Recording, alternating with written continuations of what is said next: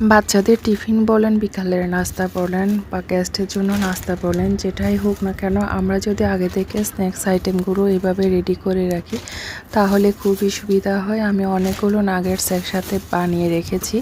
নাগেটসগুলো বানিয়ে কোটিং করে যখন ট্রেতে রেখে ফ্রিজ আপ করে নিয়েছি, এরপরে জিপলক ব্যাগে যদি প্যাকেট করে রেখে দিই তাহলে খুবই সুবিধা হয়।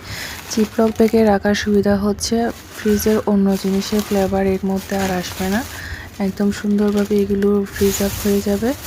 আর যে কোনো সময়ে আপনি বের করে এগুলো ভেজে নিতে পারবেন। আমি একসাথে রোলও বানিয়ে রেখেছি আর কতগুলো চিকেন ফ্রাই কোটিং করে আইস করে নিয়েছি। এখন এগুলো জিপলক ব্যাগে রেখে সংরক্ষণ করব।